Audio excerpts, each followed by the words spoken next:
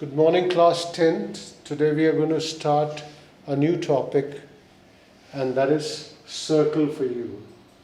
Now we are going to start from the definition of the circle, and then we are going to pick up different definitions which are involved while dealing with the chapter of circle. First of all, what is a circle? Circle is locus. Again, the question is, what is locus? Locus is path. Path traced by a point under certain conditions is called locus. For example, if I have to define a circle, that how do I get a circle? It is the locus, or it is the path of a point which moves in such a way that its distance always remains constant from a fixed point. Now every point on this circle, suppose the point A is there, A1 is there, A2 is there, A3 is there, A4 or AN, all these points, and this is a fixed point O. Then the distance between the point O and A1, A2, A3, A4, A5, A6, A7, A10 till the point AN all are same. That means the distance of all these points on this particular path remains constant. Constant means same from the fixed point O. Then the path traced by these points is called a circle. You must have seen on grounds, particularly in boarding schools or anywhere, wherever you have to draw the D of your football goal post, or in the center you have to draw a circle. What do? We fix up a nail at one particular point and we stretch the thread to a particular length, and on the other end we attach a nail, and then we move the nail by stretching the distance between the nail which is fixed on the ground and the nail which is moving, and we obtain a circle. So it is the locus of a point which moves. What is the condition of moving of that point? That its distance. This point A is moving. This point A is moving point. This point O is a fixed point. And the distance from O to A is constant. Constant means it is not changing. Whether A is here, or whether A is here, or whether A is here, or A is here, all these distances OA, OA1, OA1, OA2, OA, OAN is equal to a constant K. I have taken a constant K, let us take a constant R. Let's take a constant R. So the distance from O to the moving point is always same. So the path traced by this particular point is called a circle. It is called a circle. This fixed point is known as the center of the circle. This fixed point is known as the center of the circle. The distance between the fixed point and the moving point is called a radius. O is fixed point.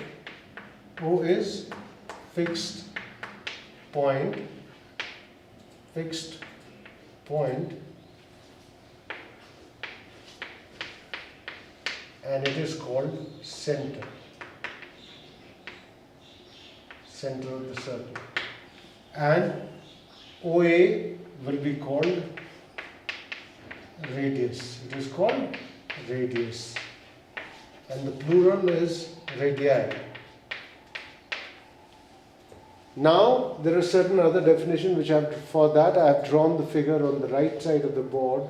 If you look, if I join any two points on the circumference of the circle, or this path which is traced by this point is called circumference. If I look at the circumference and I pick up any 2 points, fix up any 2 points anywhere on the circumference of the circle, For example, AB, A and B. And if I join A to B, then this line segment AB, is called the chord. It is called chord. The line segment AB is called chord. This A and B has to be on the circumference of the circle. I can join point P to A, that will be also chord. I can join point P to B, that will be also chord. PQ is also chord. PQ is also the chord. What is the difference between PQ and AB? PQ is the biggest chord because it is passing through the center of the circle. PQ is the biggest chord, and which is called, PQ is called diameter.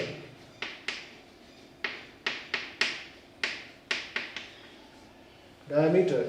Any chord passing through the center of the circle is called diameter. PQ is diameter. It is the biggest possible chord. It is the biggest possible chord. If you move away from here, if you move this chord towards this side, you will see the size of the chord will start decreasing. Or you move up, the side of the chord will start decreasing. The biggest chord of the circle is diameter. And diameter and radius are related. That diameter is always double of radius. Diameter is double of radius. OQ is radius, OP is radius. If you join OP plus OQ, you will get 2R. So PQ, diameter is 2R. Diameter is 2R, which is, diameter is double of radius. And AB is chord. Any 2 points on the circumference of the circle, if you join with the help of a line segment, you will get a chord. Now I have drawn another line CD, which is cutting the circle into two halves, not two parts. CD is called secant. It is called secant. The difference between secant and chord, you can see clearly that A and B are at the circumference of the circle, while C and D are outside the circumference of the circle, outside the circle. So CD is a secant, while as AB is a chord. And one more thing, if a line, for example this LM, touches the circle only at one point, suppose K, LKM, it is called tangent. It is called tangent to the circle. It is called tangent to the circle. It is a straight line touching the circle at one point outside. It cannot touch inside, because if it comes inside, it is going to cut the circle. So tangent has to be a straight line touching the circle at one point outside. Exactly at one point. It touches the circle at one point only. Now let us look into some other definitions which I have drawn the figure and written here.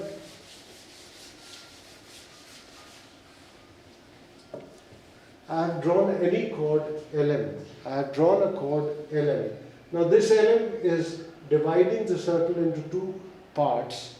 One is a smaller part, one is a larger part. How do we distinguish between a smaller part and a larger part?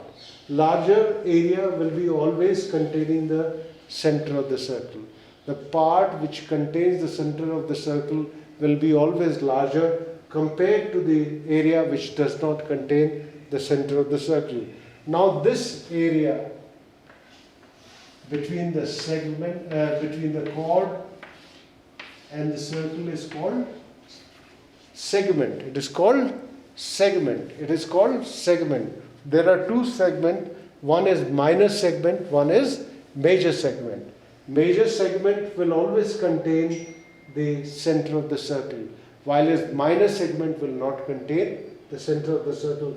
From the name itself, we can draw our own conclusion that minor is smaller, major is bigger. Like minor means a child, major means a grown-up person. So similarly here, minor is a smaller thing, major is a larger thing, but it is very easy to differentiate between the two by simply positioning of the center. Thus, the segment contain the center of the circle. If the segment is containing the center of the circle, then it is going to be the major segment. If it does not contain the center of the circle, it's going to be minor segment. Like this portion which I have shaded is minor, the portion which I have not shaded is major segment. Similarly, along with this, we can discuss another definition, which is arc.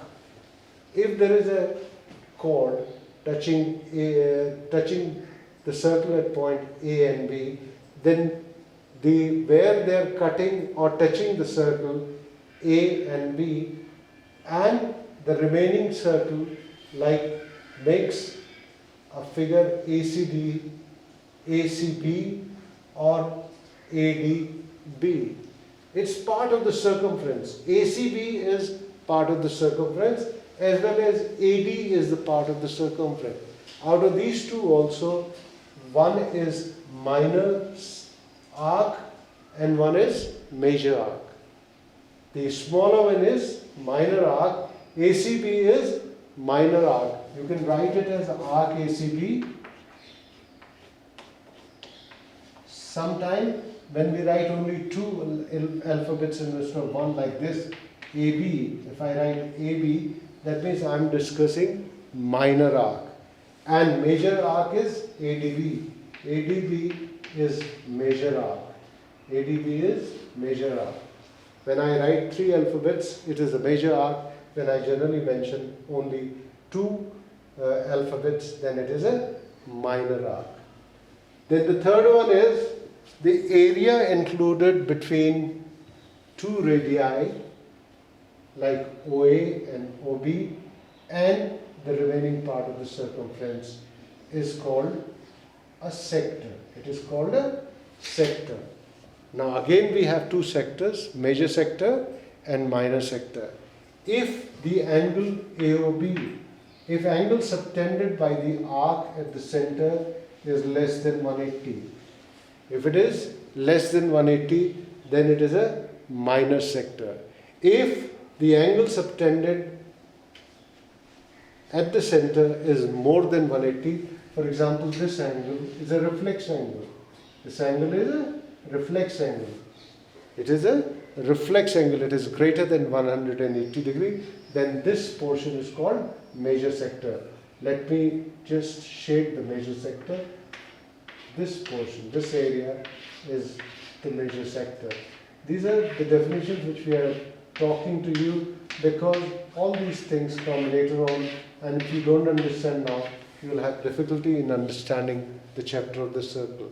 Major sector, minor segment, major segment. Chord, secant, diameter, radius, minor arc, major arc. The definition of the circle, it is the locus or the path of a point which moves in such a way that its distance remains constant from a fixed point. That fixed point is called the center of the circle. There is always a little confusion in segments and arcs and the angles drawn in the same segment, because we are going to do a lot of work on that. Before starting that, I want to clarify what is a segment, what is an arc. Once again, though we discussed it earlier in this part only, look at this figure 1. In the figure 1, I have drawn a chord AB. I have drawn a chord AB, and the chord AB divides the circle into two segments. One is the segment which is containing the circle, center of the circle. This, which is a larger part, so it is major segment. And this is minor segment. Minor segment will have minor arc. ADB is minor arc, while as ACB is major arc. When I am saying the arc ADB, when I am talking the arc ADB and I am talking of the angle ACB, then the arc ADB will always make an angle in the major segment. minor arc will make an angle in the major segment. The arc ADB subtends angle ACB in the remaining part of the circle, means ACB, the point C will be somewhere on the major arc. ADB is the minor arc. So when I'm saying that the minor arc ADB subtends an angle at the remaining part of the circumference, that means ACB will be always drawn in the major segment and C will be somewhere on the major arc. Now, if you see the second one, then I have major segment is this, which is containing, and minor segment is here. Here the major arc is PAQ. The major arc is PAQ. The major arc PAQ subtends angle PRQ at the remaining part of the circumference, means the R will be on the minor's arc. If I'm taking the major arc and I'm subtending an angle, it will be on the minor. It's just the reverse. If it is a major arc, then it will be subtending on the minor arc. If it is a minor arc, it is subtending on the major arc. The other thing is third figure. Third figure will illustrate that how do we show that AB is the any chord, and obviously this portion is the minor arc. It is minor arc. So whatever angles are subtended on the remaining segment, they will be in the major segment, because minor arc, or the points R, P, Q will be lying on the major arc. And if the major arc is there, like in this figure, LKM is the major arc, then this will be subtending angles in the minor arc, or N and Q are on the minor arc. Point N and Q are on minor arc. Because our theorem, which we'll be doing the first theorem after this, will be subtending the angle in a segment, subtending of angle in a segment. So that is why it is important to understand. For example, if I take this figure,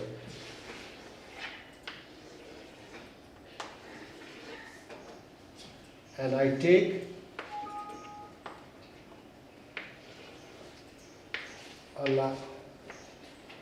a chord AB, the chord AB subtends angle. If chord AB is there, then I am talking of this minor segment. Subtends angle in the major segment, somewhere here. And the same arc ACB, suppose AKP subtends angle AOP at the center of the circle. The segment, the arc AKP or the lines chord AB subtends an angle AOB at the center. When it says arc AKB subtends angle AOB at the center, that means makes an angle AOB at the center of the circle. And the same arc AKB will subtend angle ACB in the remaining part of this, on the remaining part of the circumference, meaning by leave this AKB, leave the part AKB. That means leave the minus arc AKB and take up the remaining arc, which is major arc, and this C is somewhere on the remaining arc. Then there is a relation between angle AOB and ACB. The relation is that angle at center is always double the angle subtended by the same arc at the remaining part of the circumference. That means what we have to say is AOB is double of angle ACB. The angle subtended by an arc at the center is double the angle subtended by the same arc at the remaining part of the circumference. It is called double angle property. It is called double angle property, and we will be discussing it as a theorem. We'll be discussing it as a theorem. Okay, now we are starting the first theorem from chapter of circles. The theorems will be done in the same format. What I'm writing is the same format for every theorem from standard 8 till whatever time you do. This format will be same. That is, first we write whatever the statement, actually the statement will be given to you. If he wants you to prove the theorem, then a statement will be given to you. From the statement, then we write the given, then we write the required to prove, then we write the construction, then we write the proof.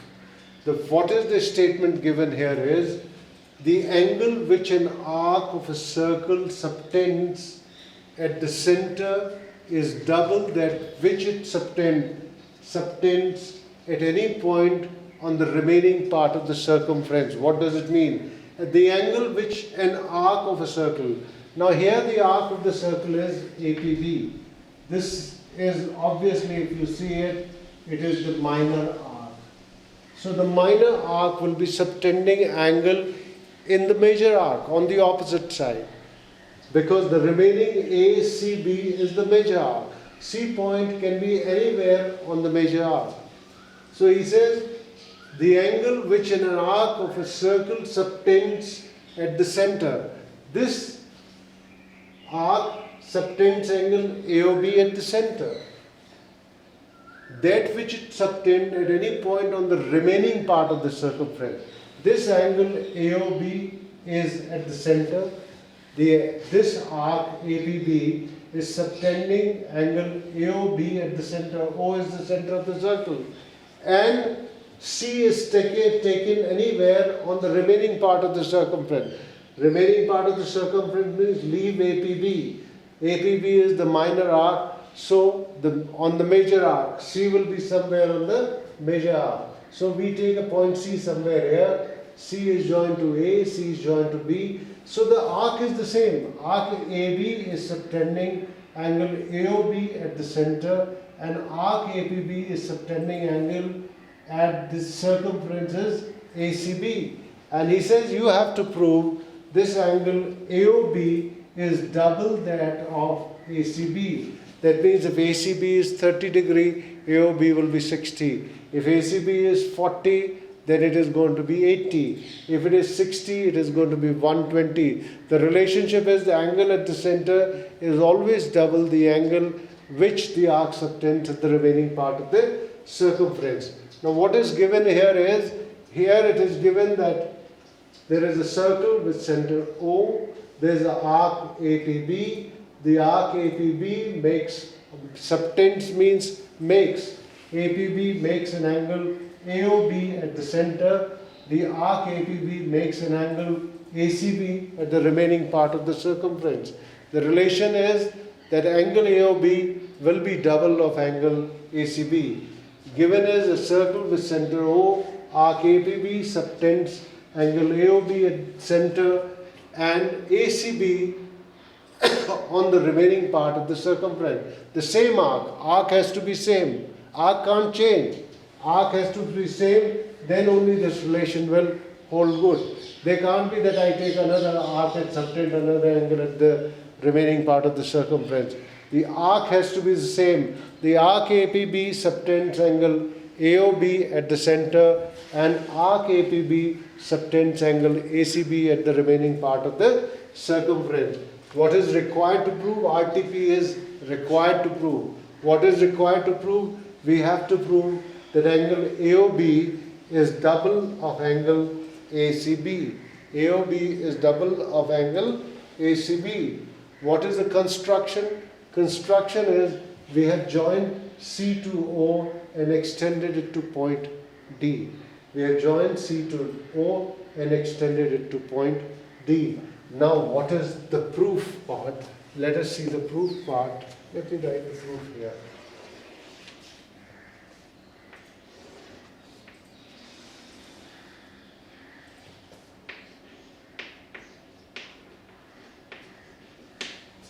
In the proof part, generally what we do is we make two columns. One side is a statement, we will write a statement, and the other side we write the reason. We must write the corresponding reasons. What are we talking about? What are we talking about? Now I am going to talk about triangle OAC. I will say in triangle OAC. In triangle OAC. I will say that angle OCA will be equal to angle OAC. Suppose it is equal to x. Why is OCA is equal to OAC? Because OA is equal to OC. If two sides of a triangle are equal, then the angles opposite to them are equal. In triangle OAC, OA and OC are equal because they are radii of the same circle. Similarly, if this angle is equal to this angle and this angle AOD, angle AOD will be what? Will be OCA plus OAC. That is x plus x, 2x. I have just assumed for convenience the name to that angle. Otherwise I can write in terms of OCA and OAC. It does not matter. I am saying AOD is 2x. This, if this is x, this is x, and this is 2x. Why? The exterior angle of a triangle, exterior angle of a triangle is equal to the sum of the opposite interior angle. This is the theorem which you must have studied in junior classes, that if a triangle is there and one of the side is extended, then the exterior angle which is formed is equal to the sum of the opposite interior angles. Angle AOD will be equal to angle OCA plus angle OAC, where OCA and OAC both are equal. I have assumed them equal to is equal to x. So x plus x is equal to 2x. So this angle is 2x, this is x, this is x. Now let us take in triangle OCB. I will say OCB, angle OCB is equal to angle OBC, suppose equal to y. I have assumed that to be y. This I have assumed to be y, and this is y. Why are they equal? Again, OB is equal to OC. OB is equal to OC. You can write here radii. Here also we can write radii of the circle. Radii is the plural for radius. So OCB is equal to OBC is equal to y, and we will apply the same formula that exterior angle DOB will be equal to angle OCB plus angle OBC is equal to y plus y is equal to 2y. The reason again is the same. Exterior angle of a triangle. I am not writing the complete theorem, I am just writing for you to understand. Exterior angle of a triangle is always equal to the sum of the interior opposite angles. Now please see that this becomes 2y. Now what is the value of ACB? Angle ACB is x plus y. And angle AOB is what? 2x plus 2y, or 2x plus y. So angle AOB is double of angle ACB. The angle subtended or made by an arc, this arc APB is making angle AOB at the center. And what is the value of this angle? 2x plus 2y. And what is the value of the angle ACB? X plus y. So what is the relation? The relation is that the angle at the center is double the angle at the circumference.